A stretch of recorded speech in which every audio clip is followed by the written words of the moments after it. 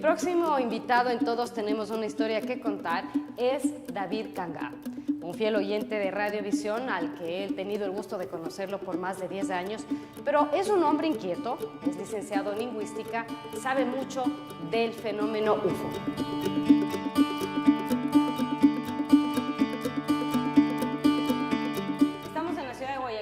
En HM Hotel, en el Salón Bambú, y se encuentra conmigo David Cangá, a quien conozco ya muchos años. He venido a buscarlo, es licenciado en lingüística, es escritor, tiene varios conocimientos y sobre todo es un personaje interesante. Te he ido siguiendo la pista porque a lo largo de los años en mi programa de radio, David me ha ido dando ideas, sugerencias de personajes y creo que el personaje también eres tú. Bienvenido, David, ¿cómo estás? Bueno, Michelle, primero, gracias por invitarme. Estaba un poco reacio. Sí te había hecho el difícil. Porque sí, no me considero yo un personaje tan interesante como me estás escribiendo. Me mencionaste, o sea, como escritor, realmente no me gusta esa etiqueta para mí porque considero que un escritor no es cualquier persona que escribe un libro. Para mí un escritor es una persona que tiene muchas más lecturas de las que tengo yo. Pero gracias por las flores. Y sí, tenemos una amistad de más de 10 años. Que eso sí, realmente yo lo valoro mucho. Gracias por venir acá a buscarme. ¿Hay algún evento en tu vida que haya marcado ese interés que tú tienes por el mundo de la ufología? Algo sí, que haya marcado ese punto de partida, David. Sí, definitivamente que sí. A ver, yo pienso que como muchos niños crecemos aceptando que existen seres en otros planetas porque hay muchos dibujos animados de marcianitos y cosas así. O sea, desde siempre, ¿no? Los dibujos animados, las lecturas. Entonces, yo nunca cuestioné eso como si fuera cierto o no.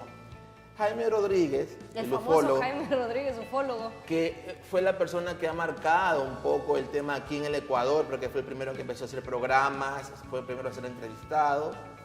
Entonces yo lo veía a él por televisión. Mientras trabajaba en este proceso que te digo, un día que tenía libre, lo veo a él en la mañana en un programa de esas revistas de mañaneras, ¿no? Y él dijo que ese día iba a estar en un centro comercial recibiendo a las personas que se quieran inscribir en un club de aficionados al tema UFO. Yo no lo pensé dos veces, fui. ¿Y qué edad tenías en este momento en el que te llamaba el mundo UFO? Qué buena pregunta. A ver... Eras jovencito. Sí, hace unos... A ver, pero sí, 2004, hace unos 15 años. Bueno. Hace unos 15 años, sí. 25.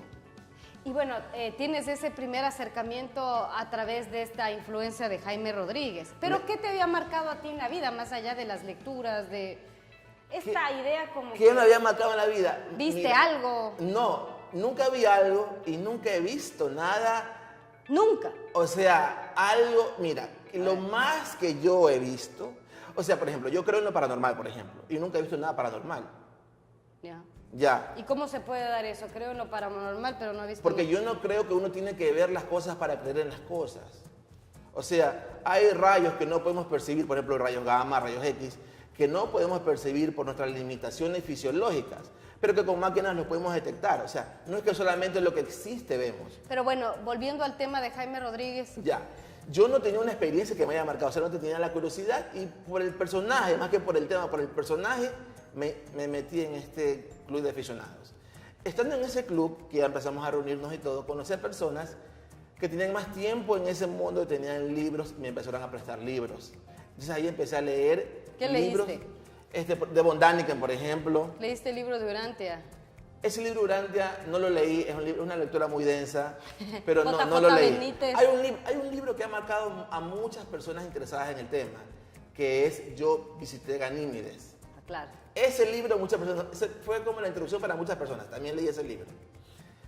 Lo que me marcó fueron los libros de Jaime Rodríguez. ¿Te explico por qué? Porque mira, en la ufología hay como varias facetas, ¿no? Es como una cebolla que tiene algunas capas. Entonces la faceta, o sea, la capa superficial, la más conocida, es la de los platillos voladores y la especulación que se vienen de Marte, de Venus.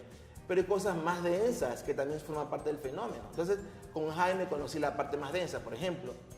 Ya empezar a especular, a teorizar sobre las motivaciones de esos seres para venir acá.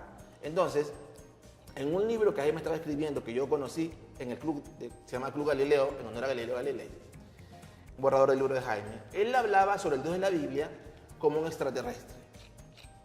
Eso me interesó muchísimo, porque yo, que como te digo, tuve educación salesiana, donde me hacían ir a misa los domingos, me daban catequesis, hice confirmación, primera comunión, nunca cuestioné nada de la religión. Era la primera vez que yo... Has cumplido con todos los sacramentos, Sí, menos el menos del matrimonio. Yo nunca vinculé al tema religioso con el tema UFO. Entonces, por ejemplo, esa es una de las partes densas del tema. Sí, sabes, estaba viendo entrevista, una que te hizo Jaime, y cómo se vincula, pues, por ejemplo, en ese momento es la imagen del ángel Gabriel, ¿no es cierto? Claro. Entonces yo ahí empiezo a ver a este Dios, por ejemplo, te explico. Jaime decía, cuando en la Biblia se describe que Dios desciende en su nube sobre el monte Sinaí y todo el monte temblaba y había un resplandor en la cima del monte, dice, no era una nube, era una nave camuflada en una nube. Y después se dice en la Biblia que Moisés subió y que cuando regresó de su entrevista con Dios, Dios, para recibir las tablas de la ley, la cara le resplandecía. Y eso es radiación. Yo leí esas cosas maravillado. ¡Wow! Porque me hace sentido. Y, por ejemplo, ¿cómo puedes mezclar esto con la imagen de la Virgen de Guadalupe? Te habrás leído JJ Benítez, ¿no? Sí, a ver. Lo que pasa es que estamos entrando en el tema de la fenomenología. De estas apariciones que también pueden tener algún tipo de vínculo con el mundo UFO. Antes de dar mi opinión sobre eso, cabe aclarar que todo lo que se diga en este campo es subjetivo. Son opiniones. Aquí nadie en este Pongan campo... el título, esto es subjetivo. Así es. No hay ninguna persona que hable, por más títulos que se otorgue como investigador, experto, ufólogo, lo que sea, que, by the way, no me gusta el término ni ufólogo ni escritor. Espíritu inquieto, que es como Jaime Rodríguez nos llama a las personas que estamos interesados. Sí, es verdad, eres de espíritu inquieto. Entonces, mi opinión es que, mira, estos seres vienen acá y crean nuestra realidad, o sea, crean los escenarios en los que nos manejamos. Las más grandes religiones fueron creadas, según sus propios libros sagrados, por el mismo grupo de seres. Tú mencionabas hace un rato al ángel Gabriel, que es lo que yo mencionaba en esa entrevista que tuviste con Jaime. El ángel Gabriel o arcángel, que también le dicen, es un personaje clave en la aparición de esas tres religiones. Pero las tres religiones tienen puntos doctrinalmente encontrados entre sí. Entonces, eso sugiere un panorama un poco bizarro, perverso, del mismo grupo de seres, creando religiones adoctrinantes para dividir la humanidad. Entonces, y se mate la humanidad. Mira, el fenómeno religioso es el fenómeno más poderoso de manipulación, de control de la humanidad. Es el más poderoso. Cuando hay una aparición de una virgen, lo que sea, ¿cuál es usualmente el patrón? Hay la aparición, hay un testigo, dos testigos. Y testigos generalmente personajes ingenuos, como Así es. manipulables. Entonces, ¿no? Y reciben un mensaje de la aparición que le dice que vayan en cuenta y que vayan después a ese sitio a orar, a rezar. Y ese sitio, que te digo, en el 95-99% de los casos, termina eventualmente convirtiéndose en un centro de culto, de adoración. ¿Ya? Entonces, aquí ya viene mi teoría. Bueno, que no es mía, porque yo no fui el primero que la dijo, pero yo la suscribo. Estos seres pareciera ser que se alimentan, por darle un nombre, de la energía que nosotros emitimos cuando atravesamos ciertos estados emocionales. En eso se ha basado mi investigación del tema UFO. Bueno, dentro del tema UFO, yo tengo mis dudas, ¿no? O sea, ¿por qué Tienes todo el derecho. todo el mundo habla de que existen, que hay avistamientos, y no todos somos los elegidos? ¿Qué ondas? O sea, ¿por qué? Es una pregunta muy ¿Por qué? válida. Porque ¿tú has visto algo? Yo no he visto una nave, no he visto un extraterrestre, no he visto. Yo no he visto. ¿Jaime ha visto? Él dice que sí, él ¿no? sí, se ha visto. ¿Y cómo le creemos? Ya, mira, ¿cómo le creemos? Mira, por ejemplo, hay en algunos países comisiones del gobierno donde personas calificadas, por ejemplo, pilotos comerciales, astrónomos, tienen registros, no solamente registros, cámaras de videos, cámaras fotográficas, de fenómenos que no encajan en los parámetros de la aeronáutica humana. ¿Sabes que sí hay una experiencia de un vuelo de Iberia que le llevaba a la reina Sofía de España y que vieron, y que ella dice que es uno de bueno, los y, bueno, testigos. y que vean los pasajeros, pero si ve el piloto, él es una persona capacitada para identificar qué es lo que ve en el aire y saber si es humano o no. Entonces, hay muchos países que han desclasificado este tipo de archivos que los tenían en secreto. Entonces, ¿por qué yo creo? Porque hay personas porque hay evidencia suficiente para llegar a la conclusión de que hay algo ahí. Quizás no estamos capacitados para desentrañar a profundidad ese algo, pero ese algo existe porque hay testimonios y evidencia. Pero ¿por qué no se contactan con todos? Está ahí la pregunta, pues, muy de bien, David. ahí voy. Mira, lo que pasa es que, a ver, nosotros no podemos pretender juzgar con nuestros parámetros humanos, ¿ya?, las intenciones de seres que no son seres humanos. Es como si pretendiéramos, es como si, por ejemplo, las ovejas o las vacas que tenemos en un criadero, en una granja, pretendan ellos juzgar nuestras acciones. Nosotros cuando tenemos vacas o ovejas, somos diferentes especies. Las usamos, no le pedimos permiso, no le damos explicación. Asimismo, o sea, nosotros nos creemos siempre los seres humanos como la cúspide de la cadena alimenticia. ¿Pero tú crees que están entre nosotros? Sí, yo pienso que sí. Hay testimonios, hay al menos 2 testimonios de gente calificada, cercana, por ejemplo, que ha dicho que a la reina Isabel la han visto mutar en reptil, cambiar de forma.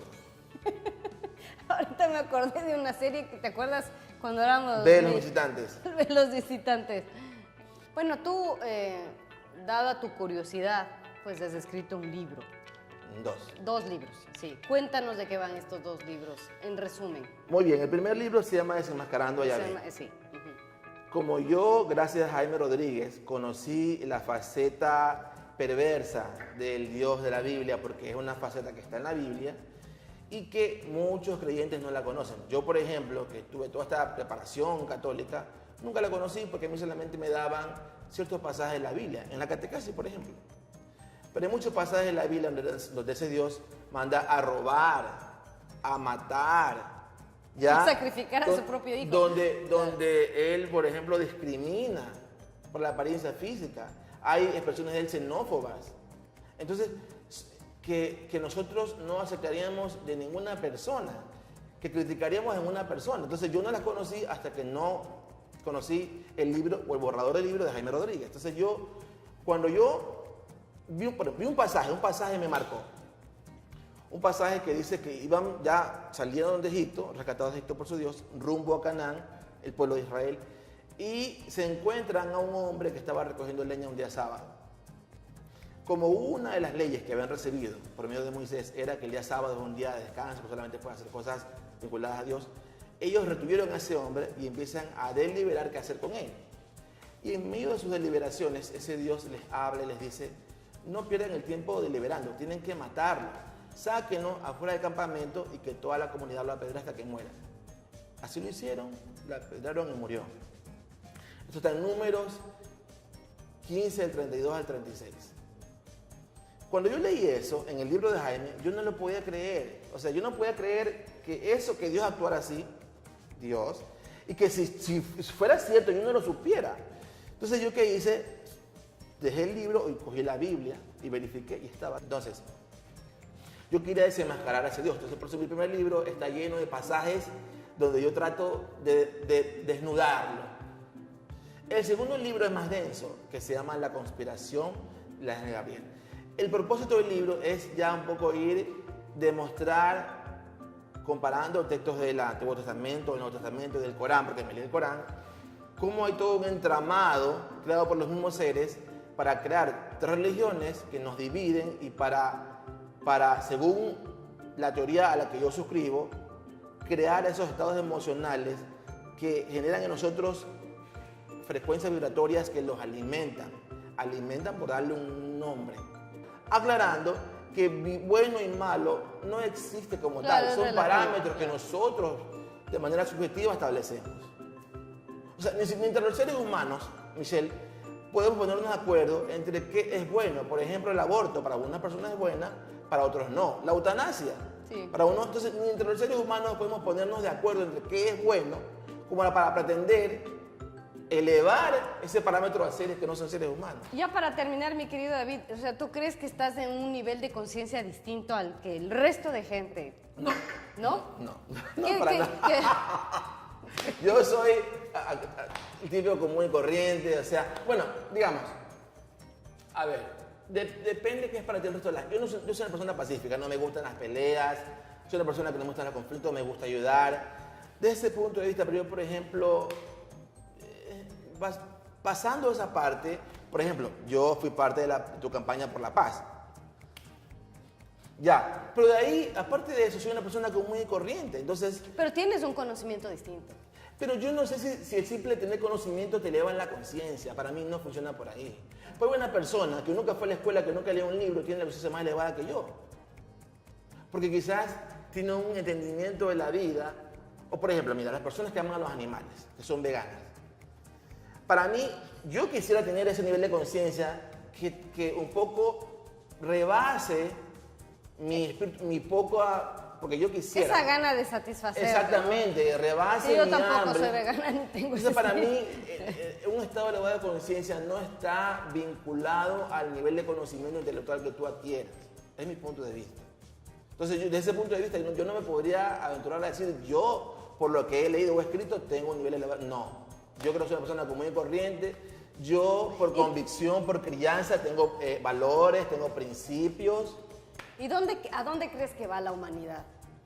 Con todo lo que estamos viviendo, mira, de violencia, de destrucción del medio ambiente. ¿Sabes qué es lo que pasa? A ver.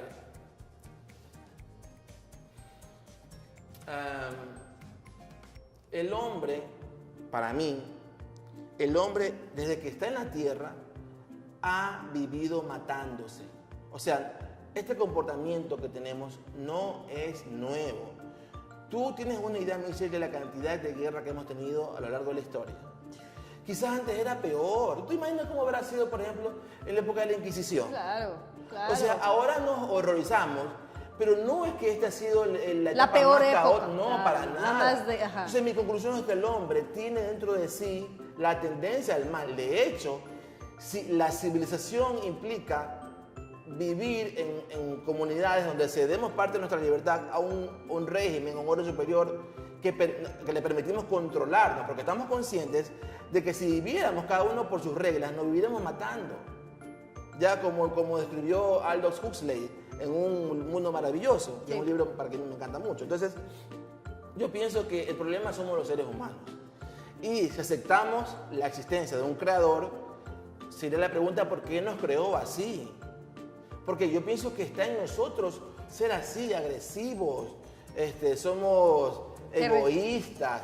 O sea, incluso los niños, muchas veces los niños pequeños tienen unas tendencias como así, como a ser agresivos, violentos. Claro. Y uno los va criando, educando un poco en los valores, en el respeto, pero no es que es una cosa que no se da muy natural. Exacto. Claro, ¿Qué te dice eso? Es la esencia humana. Lamentablemente somos así. Bueno, qué gusto haberte tenido aquí, David, conocerte un poquito más, a pesar de que hemos hablado tanto tiempo, qué lindo tenerte aquí. Qué lindo tener la oportunidad, Michelle, de estar contigo. Hemos conversado muchas veces y siempre para mí es un placer. Y bueno, espero que esta entrevista haya estado a la altura de tus expectativas, porque yo, tú sabes que al comienzo decía, no creo ser tan interesante, pero... Bueno, qué gusto, David. Muchísimas gracias. Gracias también por invitarme.